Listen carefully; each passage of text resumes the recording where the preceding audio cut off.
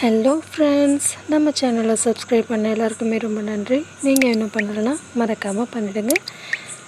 நம்ம நேராக வீடியோக்குள்ளே போல் ஷார்ட்டாக ஒரு விஷயம் சொல்லி முடிச்சுக்கிறேன். சிதம்பரம்னு பார்த்தீங்கன்னா அங்கே ஒரு ஃபேமஸான ரெசார்ட் இருக்குது. அது பேர் வந்து மூர்த்திகாஃபே. சரிங்களா? சிதம்பரம் இல்லை சிதம்பரம் நியர்பையில் உள்ளவங்களுக்கு கண்டிப்பாக தெரிஞ்சிருக்கும். அங்கே வந்து கடாய் சிக்கன் வந்து ரொம்பவே ஃபேமஸ்ஸு. ஆமாங்க, நாங்களும் ஒரு டைம் சிதம்பரம் போனப்போ இந்த மாதிரி இந்த ஹோட்டலில் அந்த ரெசார்ட்டில் சாப்பிட்டு பார்த்தோம். ரொம்பவே டேஸ்ட்டு சூப்பராக இருந்தது. லாக்டவுன் அப்படிங்கிறதுனால எங்களால் திரும்ப போயிட்டு அங்கே எதுவும் ஹோட்டலுக்கு போக முடியல. ஸோ நாங்கள் என்ன முடிவு பண்ணோன்னா, நம்ம வீட்டிலே ட்ரை பண்ணலாம் அப்படின்னு சொல்லிட்டு ட்ரை பண்ணி பார்த்தோங்க. உண்மையாக சொல்லணுன்னா எங்களுக்கு ஆல்மோஸ்ட் அந்த டேஸ்ட்டே எங்களுக்கு கிடச்சிருச்சு. கண்டிப்பாக நீங்களும் ட்ரை பண்ணி பாருங்கள். கடைசி வரைக்கும் வீடியோவை ஸ்கிப் பண்ணாமல் பாருங்கள். அப்போ தான் நாங்கள் எவ்வளோ மெஷர்மெண்ட் யூஸ் பண்ணியிருக்கோன்னு உங்களுக்கு தெரியும். ஓகே, வாங்க நம்ம வீடியோக்குள்ளே போகலாம். சிக்கன் செய்ய நான் 1 kg சிக்கன் எடுத்து வாஷ் பண்ணி வச்சுருக்கேங்க. இதில் ஒரு 1/2 டேபிள் ஸ்பூன் அளவுக்கு மஞ்சள் தூள் ஆட் பண்ணிக்கோங்க. 4 டேபிள் ஸ்பூன் அளவுக்கு அஜினமோட்டோ ஆட் பண்ணிக்கோங்க. உங்கள்கிட்ட அஜினமோட்டோ இல்லைன்னா நீங்கள் கொஞ்சமாக சால்ட் ஆட் பண்ணிக்கோங்க, போதும். பாருங்கள், அந்த ஸ்பூன் ஆட்டி நான் ஒரு 2 கப் அளவுக்கு கார்ன்ஃப்ளவர் சேர்த்துக்கிறேங்க. கார்ன்ஃப்ளவர் வந்து நமக்கு சிக்கனுக்கு வந்து ஜஸ்ட் ஒரு லேயர் இருந்தால் போதும். நம்ம அதிகமாக சேர்க்கணுன்னு அவசியம் இல்லை. 3 டேபிள் ஸ்பூன் எடுத்துக்கிட்டேங்க. 1 kgக்கு 3 டேபிள் ஸ்பூன் கார்ன்ஃப்ளவர் ஆட் பண்ணிக்கிறேங்க. கொஞ்சமாக உப்பு ஆட் பண்ணிக்கிட்டேன். எல்லாத்தையும் சேர்த்து ஒன்றா மிக்ஸ் பண்ணி விட்டுக்கோங்க. மிக்ஸ் பண்ணி பாருங்கள், நல்லா கலந்து விட்டுக்கோங்க. நீங்கள் தண்ணி சேர்க்கணுன்னு அவசியம் இல்லை, இருக்கிற மாதிரி நல்லா கலந்து விட்டுக்கோங்க. எல்லாமே ஒன்றா மிக்ஸ் ஆகணும், அந்த அளவுக்கு கலந்து விட்டுக்கோங்க. கலந்தாச்சு. பாருங்கள், இதை ஒரு 10 நிமிஷம் ஊற வச்சா போதுங்க. ஊற வச்சிடலாம். இது நாம் ஒரு ஓரமாக எடுத்து வச்சிடலாம். அடுத்தது பாருங்கள், 4 பெரிய வெங்காயம் எடுத்திருக்கேன். ஒரு 6 தக்காளி எடுத்திருக்கேன். நீங்கள் தக்காளி இன்னும் 2 தக்காளி எக்ஸ்ட்ரா ஆட் பண்ணிக்கோங்க. இது எல்லாத்தையுமே நான் கட் பண்ணி வச்சிட்டேங்க. இது நீங்கள் நைஸாக கட் பண்ணணுன்னு இல்லை, நீங்கள் பெருசாகவே கட் பண்ணிக்கலாம். ஏன்னா அதை நம்ம வதக்க தான் போகிறோம். பார்த்தீங்கன்னா நம்ம கறி மசாலா பட்டைன்னு சொல்லி கேட்டிங்கன்னா கடையில் கொடுப்பாங்க, ஒரு பேக்கெட் கொடுப்பாங்க. அந்த பேக்கெட் தாங்க நான் யூஸ் பண்ணியிருக்கேன். அந்த பேக்கெட் எடுத்து அப்படியே யூஸ் பண்ணிக்கிட்டேன். அதில் கொஞ்சம் சீரகம் மிக்ஸ் பண்ணியிருக்கேன், அவ்வளோதான். இப்போ நாம் இதை வதக்க போகிறோம். இது என்னன்னு கேட்டிங்கன்னா, இது வந்து ஒரு கிரேவியோட பேஸ்ட்டு தாங்க இப்போ நம்ம ரெடி பண்ண போகிறோம். பாருங்கள், ஒரு 2 டேபிள் ஸ்பூன் அளவுக்கு ஆயில் சேர்த்துக்கலாங்க. 2 இல்லைன்னா ஒரு 3 டேபிள் ஸ்பூன் அளவுக்கு சேர்த்துக்கோங்க. சேர்த்தாச்சு.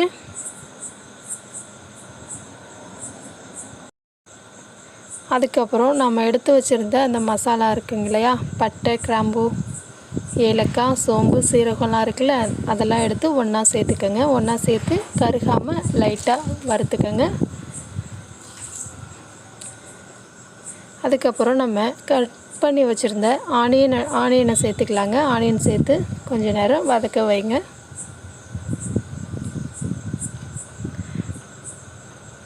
ஆனியன் நல்லா வதங்கட்டும்.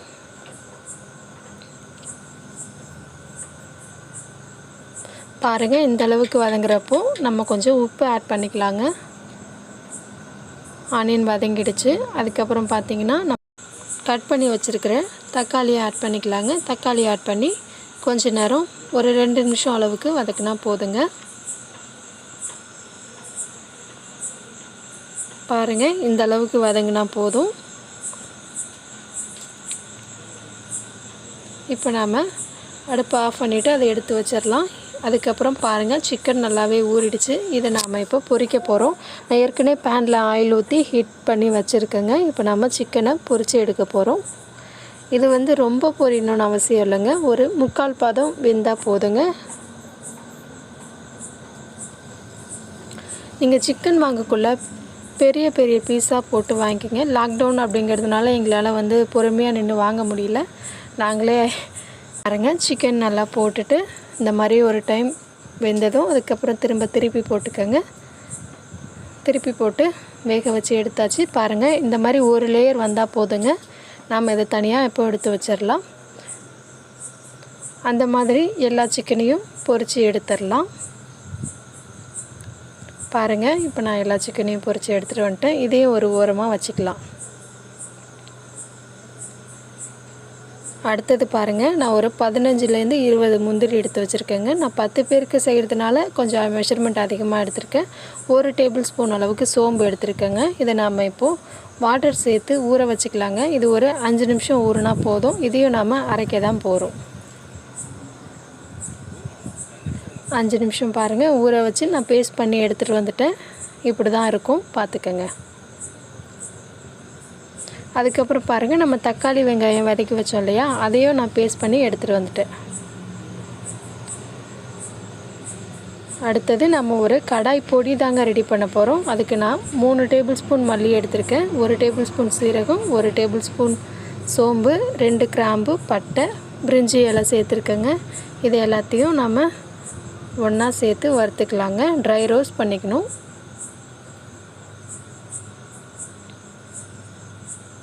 நீங்கள் மீடியம் ஃப்ளேம்லேயே வச்சு பண்ணுங்கள். கருகிடுச்சுன்னா அப்புறம் மசாலா நல்லா இருக்காது.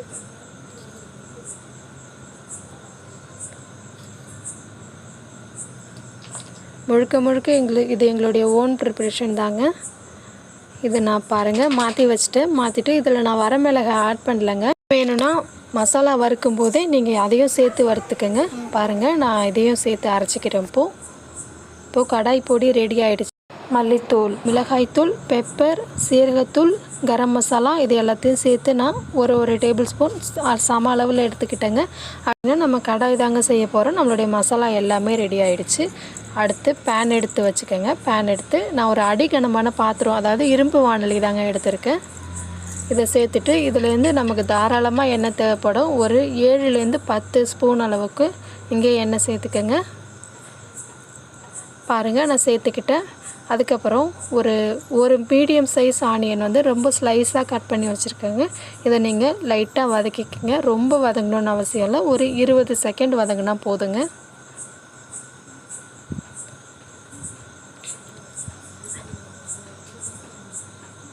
பாருங்கள், ஆனியன் வதங்கிடுச்சு. இந்த ஸ்டேஜில் நான் 1 டேபிள் ஸ்பூன் அளவுக்கு இஞ்சி பூண்டு பேஸ்ட் ஆட் பண்ணிக்கிறேங்க. இது லைட்டாக பச்சை வாசனை போகிற அளவுக்கு நீங்கள் வதக்கிக்கோங்க.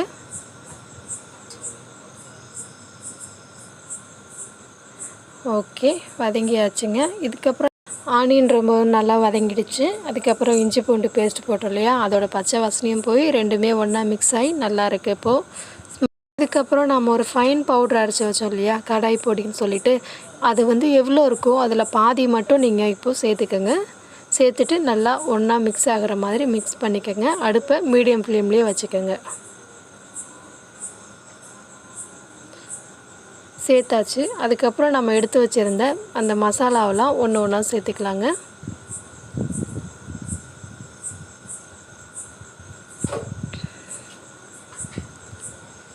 சேர்த்தாச்சு. இப்போ எல்லாத்தையும் நல்லா மிக்ஸ் பண்ணி விட்டுக்கோங்க.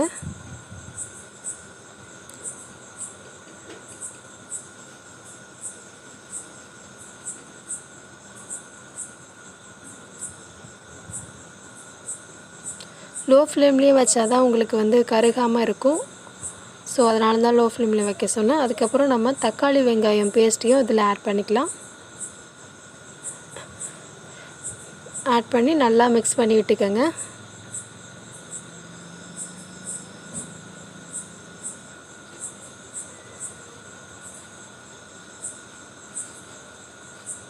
இந்த மாதிரி ஒன்றா எல்லாமே மிக்ஸ் ஆகணும். அது மாதிரி மிக்ஸ் பண்ணி விட்டுக்கோங்க. அதுக்கப்புறம் நம்ம சிக்கன் வேக வைக்க போகிறோம். அதனால் அதுக்கு கொஞ்சமாக தண்ணி சேர்த்துக்கணுங்க.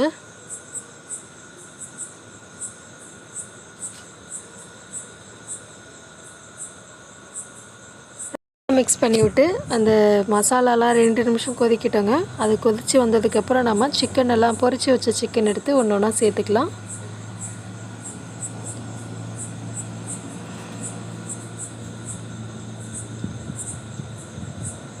சேர்த்தாச்சுங்க. இப்போ எல்லாத்தையும் நல்லா மிக்ஸ் பண்ணி விட்டுக்கலாம். ஓகே, எல்லாமே நல்லாவே மிக்ஸ் ஆகிடுச்சு.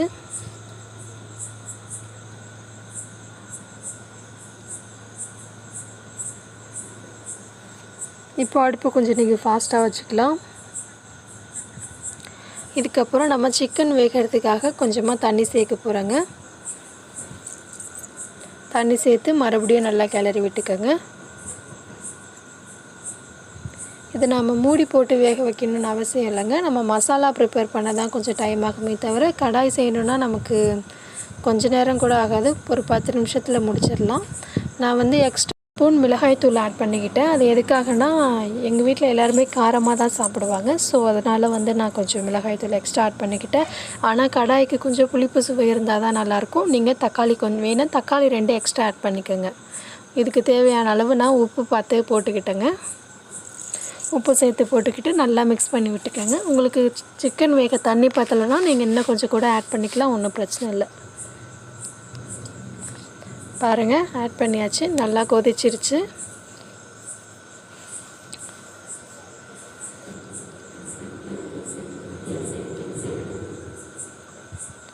இந்த ஸ்டேஜில் நம்ம வந்து ஒரு 10லேருந்து 15 முந்திரி வந்து எடுத்து வச்சுருக்கேங்க.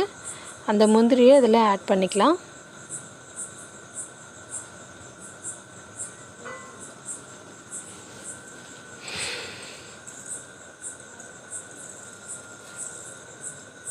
முந்திரி ஆட் பண்ணியாச்சு. நம்மளுடைய மீதி இருக்கிற அந்த கடாய் பொடியையும் இதில் ஆட் பண்ணிக்கலாம்.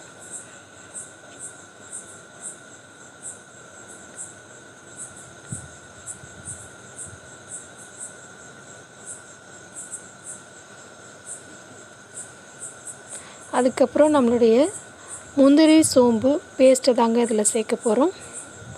பாருங்கள், நல்லா ஊற்றிட்டு மிக்ஸ் பண்ணி விட்டுக்கோங்க.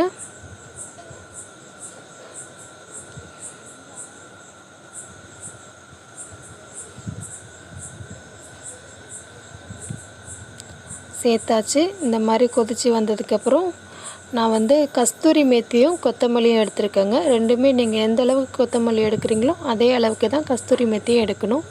சமமாக எடுத்துருங்க. எடுத்துகிட்டு கொதித்து இறக்க போகிற நேரத்தில் நீங்கள் கஸ்தூரி மேத்தியை தூவிக்கலாங்க. தூவி நல்லா மிக்ஸ் பண்ணி விட்டுக்கோங்க. அதுக்கப்புறம் கொத்தமல்லியும் நான் சேர்த்துக்கிறேன்.